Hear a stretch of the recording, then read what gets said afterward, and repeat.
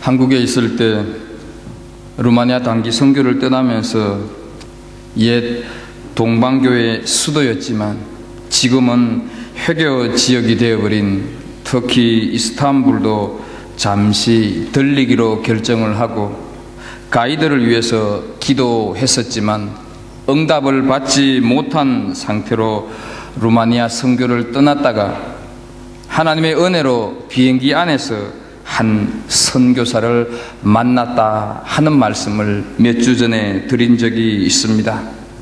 루마니아 선교를 다 끝내고 이분을 다시 이스탄불 공항에서 만났는데 10일 전 비행기 안에서 만났던 얼굴하고는 많이 달라져 있었습니다. 도무지 얼굴이 밝지 않았습니다.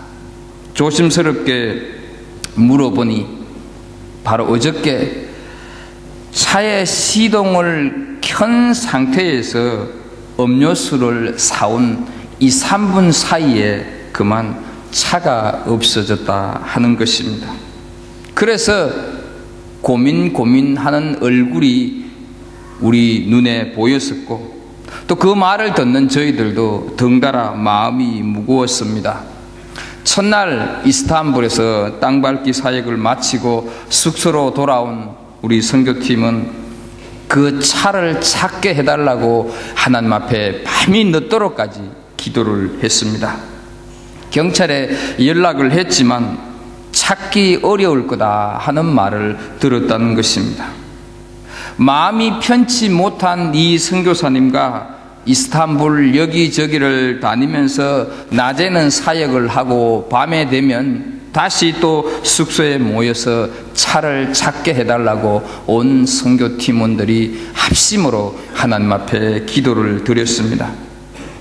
3일째 되는 날 소피아 성당하고 회교사원 그 중간에 아주 큰 공원이 있는데 그 공원에서 워십 댄스를 이렇게 하고 있었습니다.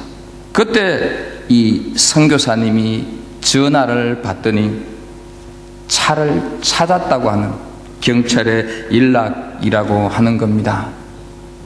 우리는 그 소리를 듣고 모두가 다 함께 그 자리에서 얼싸안고 할렐루야를 외치면서 하나님 앞에 감사의 기도를 다시 드렸습니다. 경찰은 자기가 경찰 생활을 하면서 도난당한 차를 찾은 것도 처음이지만 하나도 흠집이 있지 않는 상태 그대로 그 차를 찾는다고 하는 것은 불가능한 일이다 하는 것이죠. 이것이 중보 기도의 힘입니다. 이것이 기도의 능력입니다. 믿으십니까? 어디 그뿐이겠습니까? 오늘 우리가 함께 읽은 본문으로 가보면 기도의 능력이 어떠한가 하는 것을 더 실감할 수가 있습니다. 1절을 보겠습니다. 1절을 보면 그때 헤롯 왕이 손을 들어 교회 중에서 몇 사람을 해하려 하여 말씀을 합니다. 여기서 그때라고 하는 것은 불신자들로부터 그리스도인이라고 하는 말을 처음 들었던 이 안디옥 교회가 예루살렘에 아주 큰 흉년이 들어서 교회가 어렵다고 하는 소문을 듣고 헌금을 모아서 바나바와 바울을 통해서 예루살렘 교회에 전달하러 간 그때를 말을 하는 것입니다. 이때 오늘 본문을 보게 되면 야고보가 순교를 했습니다. 헤롯에 의해서. 야고보는 우리가 알고 있는 대로 오늘날로 말을 하게 되면 예수님의 척근 중에서도 최척근이라고 할 수가 있습니다. 이런 제자가 죽고 이번에는 베드로까지 옥에 갇혔다고 하는 것은 베드로가 처한 상황이 야고보처럼 목숨을 잃을 수도 있는 위급한 상황이다 하는 것을 암시해 주고 있습니다. 이런 엄청난 일을 지금 헤롯이 벌이고 있습니다. 성경에는 5명의 헤롯 왕이 등장을 합니다. 먼저는 예수님이 태어났을 때의 헤롯입니다. 2살 아래의 사내 아이를 다 죽였던 장본인입니다. 그 다음 헤롯은 아킬라오라고 하는 사람인데 5 내지 6년 동안 왕 노릇을 했습니다. 세 번째 헤롯 안티파스는 세례 요한의 목을 벤 사람입니다. 그 다음 사람이 오늘 본문에 나오는 헤롯 아그리파 1세입니다. 또 한 사람은 가이사라에서 바울을 재판했던 사람입니다. 대대로 내려오면서 사람을 죽이고 기독교를 박해하는 가문입니다. 이 헤롯 가문을 보면서 어떤 생각이 드십니까? 우리가 어떤 가치관을 가지고 인생을 살아가느냐, 내가 어떤 철학을 가지고 삶을 살아가느냐 하는 것이 내 후손에게 아주 많은 영향을 준다 하는 사실을 우리가 알 수가 있습니다.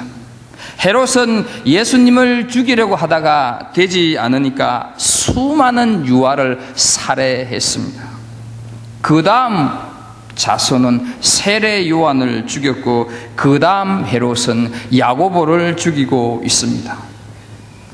할아버지, 아버지가 한 것을 보고 그대로 따라하고 있다 하는 사실을 우리가 알 수가 있습니다. 미국 뉴욕시 교육위원회가 교육 자료로 사용하기 위해서 컴퓨터로 미국 프린스턴 대학 설립자였고 목사인 요나단 에드워드 목사의 5대 손과 뉴욕에서 술집을 경영하여서 거부가 된 불신자 마크 술츠라고 하는 사람의 5대 손을 조사를 한번 해보았다고 합니다. 요나단 에드워드의 목사의 후손은 896명이었는데 그 중에 선교사, 목사가 116명, 교수, 교사가 86명인데 그 교수 중에서 총장이 3명, 학장이 66명, 이 밖에 문학가가 75명, 국회의원이 4명, 부통령이 1명, 실업가 73명, 발명가가 21명, 장로, 집사가 286명이 있다 하는 결과가 나왔습니다. 반면 마커스 술츠라고 하는 이 사람 5대 후손들은 1062명이었다고 합니다. 그 중에서 교도소 생활을 평균적으로 5년 이상 한 사람이 96명, 정신병자, 알코올 중독자가 58명, 또 창녀가 65명, 정부 보조를 받아야만 살았던 극빈자가 286명, 그를 모르는 사람이 460명이었다 합니다. 우리는 이 결과를 보면서 우리가 자녀들에게 무엇을 보여야 하고 어떻게 살아야 하는가 하는 것을 충분히 깨달을 수가 있습니다. 그래서 전도서 12장 1절 말씀을 보게 되면 너는 청년의 때 나는 너의 창조주를 기억하라. 곧 공고한 날이 이르기 전에 나는 아무 낙이 없다고 할 해들이 가깝기 전에 그리하라 말씀을 하고 있습니다. 사랑하는 성도 여러분, 자녀들에게 하나님을 경외하고 하나님께 순종하고 하나님께 헌신하는 그런 신앙의 유산을 물려줄 수 있기를 축복합니다. 내 자녀이기 전에 하나님의 자녀입니다. 하나님의 자녀는 하나님이 반드시 이끌어 가심을 믿으시기를 바랍니다. 그러면 헤롯이 왜 야고보를 죽인 것도 모자라서 베드로까지 죽이려고 합니까? 3절을 보겠습니다. 유대인들이 이 일을 기뻐하는 것을 보고 이렇게 말씀을 합니다. 이 말씀을 그대로 직역을 하게 되면 이 일이 유대인들에게는 기쁨이 되는 것을 보고 이렇게 직역이 됩니다. 여기서 기쁨이라고 하는 것은 만족이라고 하는 말과도 바꿀 수가 있습니다. 야고보를 죽이고 나니 유대인들이 다 환영을 했다 하는 것이죠. 때문에 여론에 민감한 헤롯은 베드로까지 잡아 죽이려고 했다 하는 거죠. 그러면 왜 유대인들은 같은 동족인 야고보가 죽는 것을 이렇게 기뻐했을까 하는 것입니다. 그것은 기독교가 유대교의 도전적인 세력이 되어 있어서 제사장이나 서기관들이나 바리새인들 입장에서는 아주 곤욕스러운 존재였습니다. 기독교가 살아 움직이는 한 자기들의 종교는 죽은 종교가 되었습니다. 제자들이 능력을 행하고 있는 한 자신들은 무능한 자들이 되어버리고 말았습니다. 초대교인들이 유무상통하면서 살아가는 한 자기들은 백성들에게 욕심장애로 비치는 것이었습니다. 그래서 눈에 가시였는데 임금이 야고보를 죽이니 알턴니가 빠지듯이 시원해서 박수를 치고 있다 하는 것입니다. 사람이라고 하는 것은 이런 존재입니다. 드러내지 않고 숨겨 있을 뿐 인간에게는 선한 것이라고는 하나도 없습니다. 정상 참작을 해야 할 모습이라고 하는 것은 전혀 없는 것이 우리 사람의 모습입니다. 그래서 예레미야 17장 9절을 보게 되면 만물보다 거짓되고 심히 부패한 것은 마음이라 말씀을 하고 있습니다. 정도의 차이는 있을지 몰라도 남의 형통함을 진심으로 축하해 주기라고 하는 것은 쉽지 않은 것이 우리 사람들의 본성입니다. 하나님은 이런 우리들을 위하여서 아들을 십자가에 죽이시면서까지 그 아들이 흘린 보혈이 우리의 욕심을 걷어내고 그 아들이 흘린 보혈이 우리의 교만함을, 우리의 사약함을, 우리의 못된 심성을 씻어 주셨습니다. 그래서 우리는 하나님을 아버지라 부를 수 있는 자녀가 되은 줄로 믿습니다. 이것이 하나님이 우리를 사랑하는 방법입니다. 함부로 생명을 빼앗는 것은 분명 잘못입니다. 그러나 사람들이 박수를 치자 헤롯은 자신이 한 짓이 잘한 짓으로 착각했습니다. 다수의 사람들이 말을 하지 않고 있을 뿐인데 헤롯은 자신의 행동을 정상적인 것으로 여기고 있습니다. 우리도 살다 보면 이런 잘못을 할 때가 많이 있습니다. 진리가 무엇인지도 모르면서 어떤 것이 옳은 것인지 어떤 것이 하나님이 원하시는 것인지 모르면서 사람들이 박수 쳐주면 그것이 정당한 것이냐 더 경거망동할 때가 있습니다. 대부분의 사람들이 침묵하고 있는 것은 자신이 하는 일이 옳은 것이기 때문이다 착각을 하기도 합니다. 이것은 분명코 하나님이 원하시는 일은 아닙니다. 사탄이 그 안에서 역사하는 겁니다. 진리는 중요하지 않다. 다만 사람들이 괜찮게 생각하는 것처럼 보이면 그것으로 끝난 것 아니냐. 침묵하는 다수가 어떤 생각을 하고 있는지도 모르면서도 그냥 가만히 있다고 해서 자신이 지지하는 것으로 생각하기도 합니다. 우리는 남의 말을 귀담아 들어야 합니다. 우리는 남의 의견도 존중해야 합니다. 그러나 우선순위는 진리여야 합니다. 그러나 우선순위는 성경이어야 합니다. 내가 한 행동이 남에게 물리적인 손해나 손실을 주지 않았다고 하면 별 대수롭지 않게 생각하는 경우도 있습니다. 그러나 심적인 고통이나 정신적인 괴로움이나 영적인 아픔은 물리적인 것에 비하지 않습니다. 사람들이 어떻게 생각하느냐 이것이 기준이 아니라 하나님이 무엇이라고 할까, 이것이 과연 하나님 앞에서 옳은 것일까, 이것이 우리가 살아가는 삶의 기준이 되어야 합니다. 합니다. 이번에는 옥에 갇힌 베드로의 모습을 한번 보겠습니다. 4절입니다. 군인 내식인 내 패에 맡겨 지키고 유월절 후에 백성 앞에 끌어내고자 하더라.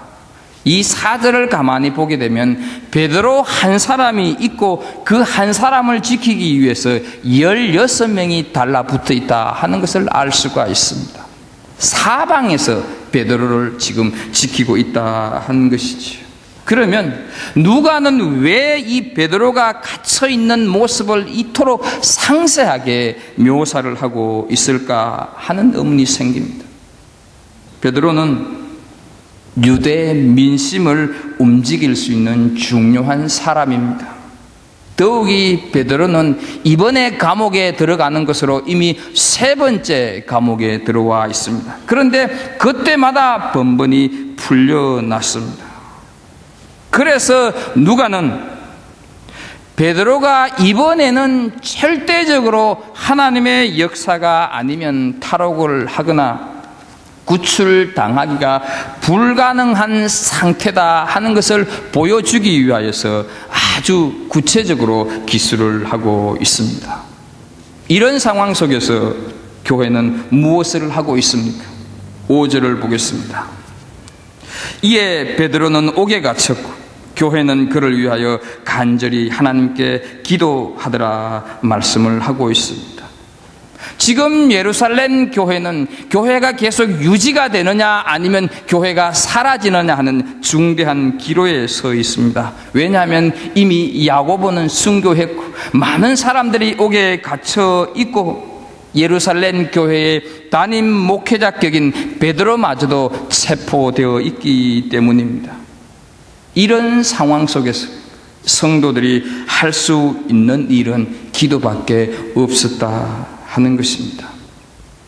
여러분, 우리의 사랑하는 사람이 억울하게 감옥에 갇혀 있다 하면 어떻게 하시겠습니까? 기도하시지 않겠습니까? 누가 보아도 이것은 기도해야 될 문제다 생각을 합니다. 그러나 우리에게 있는 못된 습성은 제일 먼저 해야 하는 것이 기도인데 제일 나중에 하는 것이 기도다 하는 거죠. 사람을 찾아다닙니다. 나를 도와줄 사람이 없는가? 내가 알고 있는 사람이 어디에 있는데 혹시 힘을 써줄 수 있지 않을까? 이런 것들을 먼저 생각을 합니다.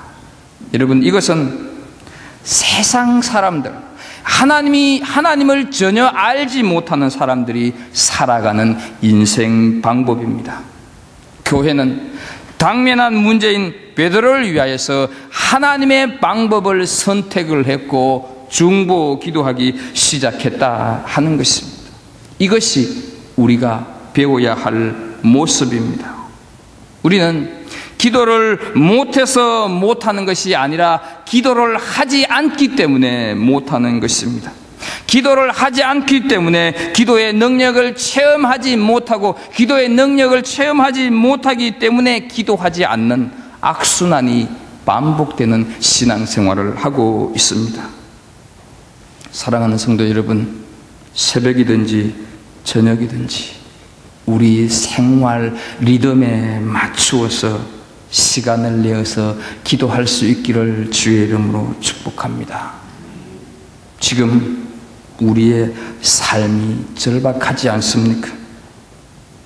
지금 내 형편이 어렵지 않습니까? 내 인생이 기도하지 않아도 될 만큼 괜찮습니까?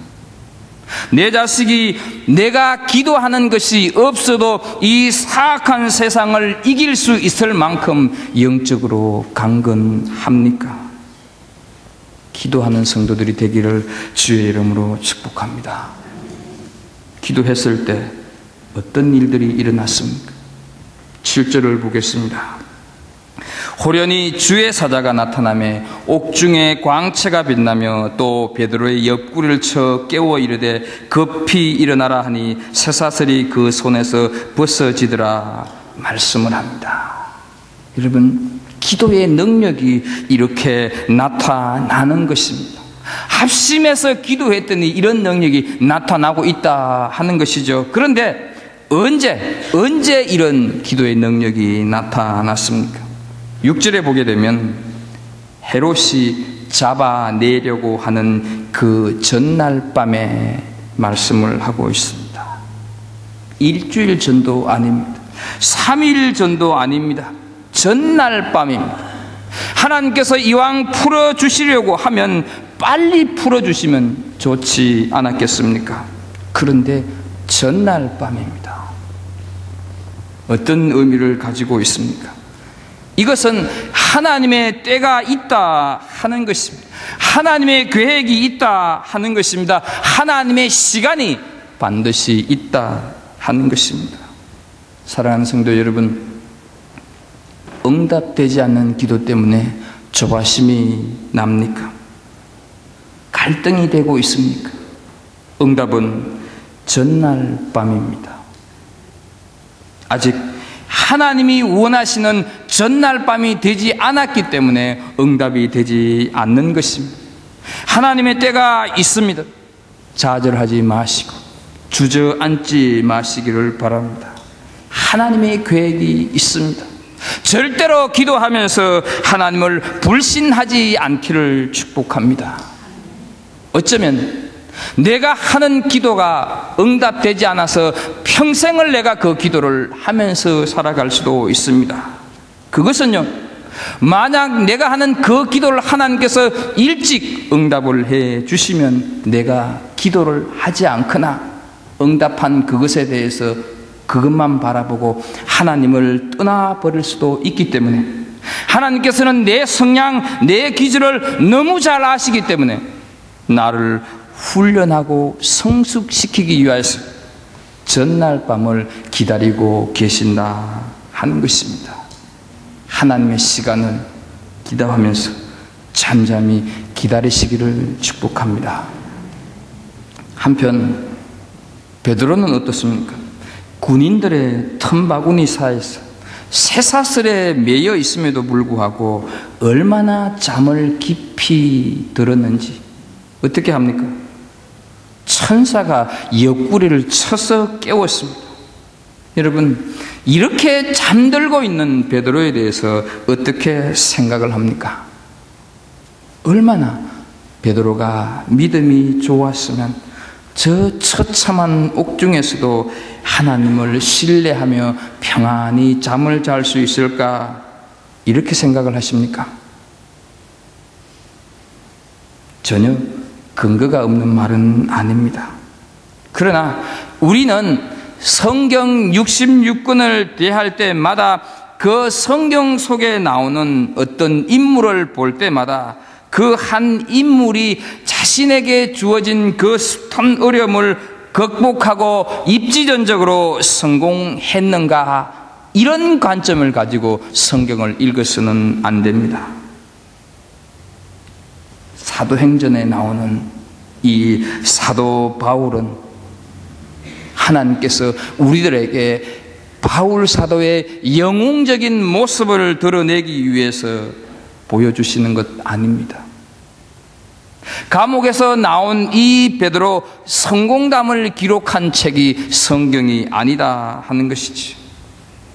성경에서 말씀하고 있는 모든 초점의 관심은 하나님이 어떻게 일하고 계시는가, 이것을 오늘 우리들에게 보여주기 위함이다 하는 것이죠. 하나님께서는 우리와 똑같은 보통 사람을 선택을 해서 어떤 식으로 하나님의 일꾼으로 다듬어가고 세워가시는가, 그것을 오늘 우리들에게 보여주시기를 원한다 하는 것이죠. 베드로가 이렇게 태평스럽게 잠을 잔 것도 베드로가 믿음이 좋아서 잠을 잤다기보다는 하나님의 관점에서 바라보아야 한다 하는 것이죠. 성경 전체에 흐르고 있는 일관된 의도는 모든 일들을 하나님이 주도하신다 하는 것입니다. 성경은 결코 어떤 한 인물의 영웅담이나 성공담을 말씀하고 있는 것이 아닙니다. 만약에 이런 식으로 이해를 한다고 하면 여기에 하나님이 개입해서 하나님이 역사하실 여지는 전혀 없다 하는 것입니다. 성경은 인간이 무엇을 했느냐 여기에는 관심이 없습니다. 다만 하나님께서 그 연약한 인간을 통해서 어떻게 역사를 주도하고 계시는가 여기에 초점을 맞추고 있다 하는 것이죠. 이것이 성경을 바르게 읽는 시각이다 하는 것입니다. 이 사실을 우리는 조금 전에 읽었던 7절을 보면 더 분명히 알 수가 있습니다. 7절을 보게 되면 7절 시작이 호련이라고 하는 단어로 시작이 되고 있습니다. 이 호련이라고 하는 단어가 여러분들이 가지고 있는 영어 성경을 보게 되면 sudden이라고 갑자기라고 다 기록이 되어 있을 것입니다. 그런데 이 호련이라고 하는 단어의 성경에 가장 가까운 헬라어 의미는 보라라고 하는 뜻입니다. 헬라어에서 보라 하는 이 말을 사용을 할 때는 극적인 반전을 예고할 때 사용하는 단어입니다. 베드로는 지금 묶여 있습니다.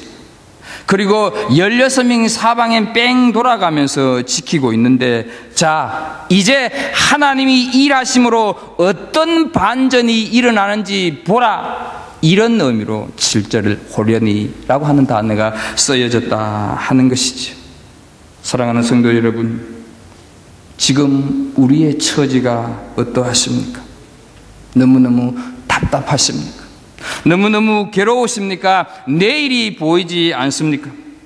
하나님이 어떻게 반전시키는가 보라 라고 외칠 수 있기를 주의 이름으로 축복합니다. 삶에 지쳐있는 이웃들에게도, 힘들어하는 남편들에게도, 이민자의 고달픈 삶을 살아가는 사람들에게도 살아계신 하나님이 당신의 인생을 통하여서 드라마틱하게 반전시킬 것을 보라, 이렇게 주 예수 그리스도 이름으로 선포하시기를 축복합니다. 여기에서 우리는 한 가지 의문을 가질 필요가 있습니다. 스데반도 죽었습니다. 야고보도 죽었습니다. 세례 요한도 순교를 했습니다. 하지만 왜 하나님께서는 베드로를 살리셨는가 하는 것입니다. 다 순교하고 다 죽었는데 베드로는 왜 살렸을까 하는 것입니다. 여기에 하나님이 일하시는 신비가 담겨져 있습니다. 성경에는 그런 하나님의 표정들이 전혀 언급되지 않습니다. 그러나 베드로를 살린 것 속에서 하나님이 오늘 우리들에게 하시고자 하는 메시지는 분명히 있습니다. 누구는 순교하게 하고 누구는 살려두는 이유가 어디에 있다고 보십니까? 우리는 좀 더 건너 넘어가서 사도행전 15장 11절을 한번 볼 필요가 있습니다. 함께 이 말씀 좀 읽었으면 좋겠습니다. 같이 읽습니다. 그러나 우리는 그들이 우리와 동일하게 주 예수의 은혜로 구원받는 줄을 믿노라 하니라. 사도행전 15장은 기독교 역사상 아주 중요한 회의가 예루살렘에서 열린 것을 그대로 기록을 하고 있습니다. 회의의 주제는 단 하나였습니다. 인간이 구원받음에 있어서 예수 그리스도의 이름으로, 예수 그리스도를 믿음으로 구원받는다고 하는 사람들과 예수 그리스도를 믿어도 하지만 또한 할례도 받아야 구원을 받는다 하는 이 논쟁이 회의의 주제였습니다. 여기에서 어떤 식으로 결론이 나느냐에 따라서 예수님께서 십자가에 달려 죽으시고 그 흘리신 보혈이 헛것이냐 아니냐, 복음의 절대성이 결정되는 아주 중요한 회의였습니다. 그런데 이때 결정적인 역할로 이 논란을 잠재운 사람이 바로 베드로였습니다. 베드로는 자신이 체험한 그 고넬료 사건을 15장 6절부터 쭉 설명을 하다가 단 한마디로 이 논쟁을 종지부 찍는 것이 우리가 함께 읽은 이 11절 말씀입니다. 사람이 그가 이방인이든지 유대인이든지 오직 구원받을 수가 있는 것은 예수 그리스도의 은혜로만 구원을 받는다. 이 선언을 베드로가 하게 되는 것입니다.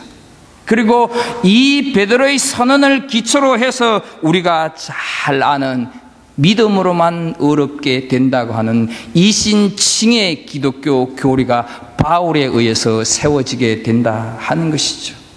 이 이신칭의 기독교의 가장 소중한 교리를 세우는데 그 기초를 지금 베드로가 놓고 있다 하는 것이죠. 이 일을 하기 위해서 하나님은 베드로를 살려두었다 하는 것입니다.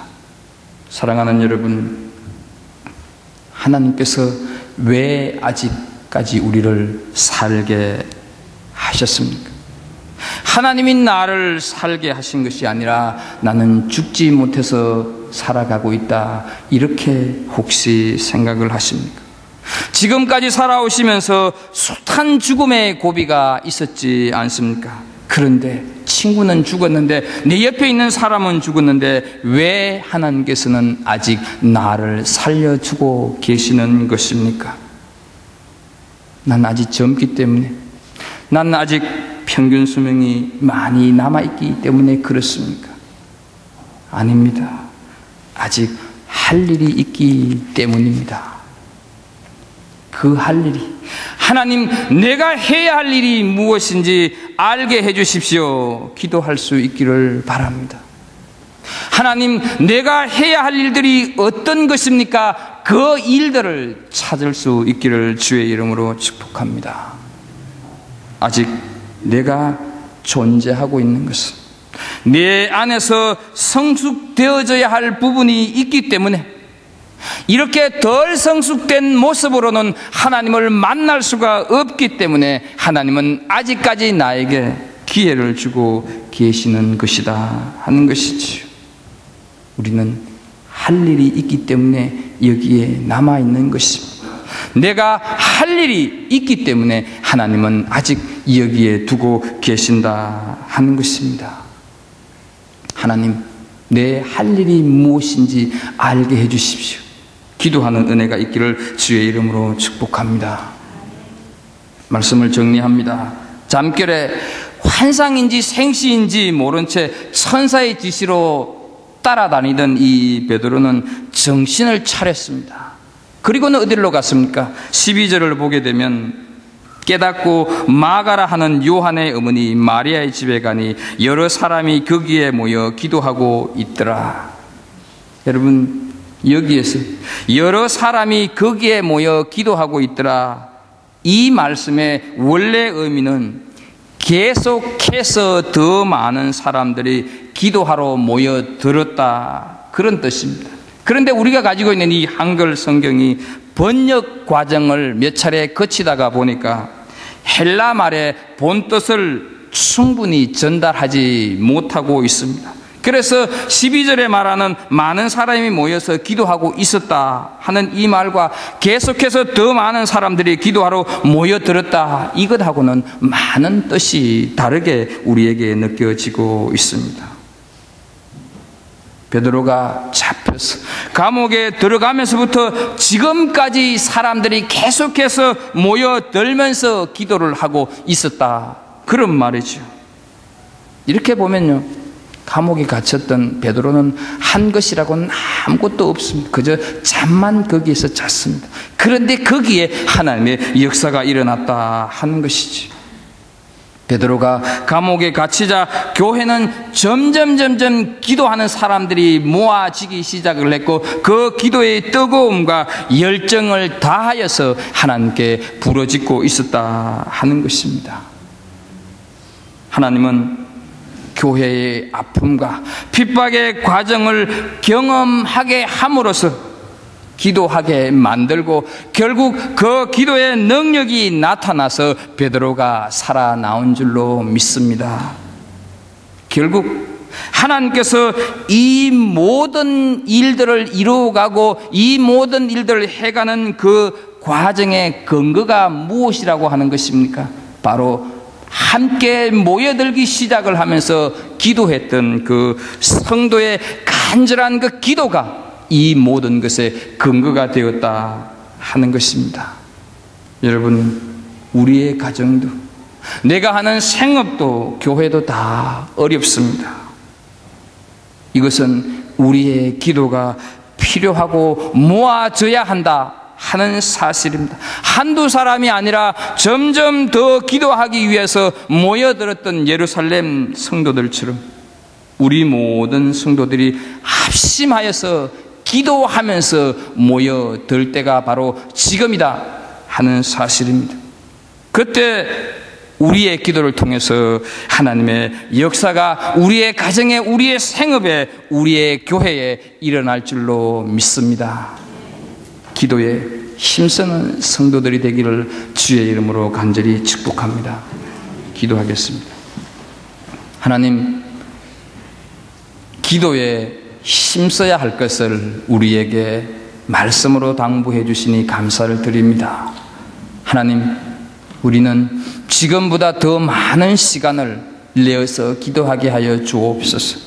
기도할 장소가 없다고 핑계하지 않게 해주시고, 내 삶의 현장에서 어디에서든지 하나님, 내가 따로 시간을 내고 내가 먼저 하나님 앞에 마음을 낼 수 있는 그런 넉넉함이 우리에게 있게 하여 주옵소서. 하여서 기도로 인하여서 베드로가 감옥에서 나오는 역사가 있었던 것처럼 하나님, 우리의 기도로 인하여서 우리에게 막혀있고 갇혀있는 우리의 생업들이, 우리의 자녀들이 일어나는 역사가 있게 하여 주옵소서. 우리의 교회가 다시금 세워지는 역사가 있게 하여 주옵소서.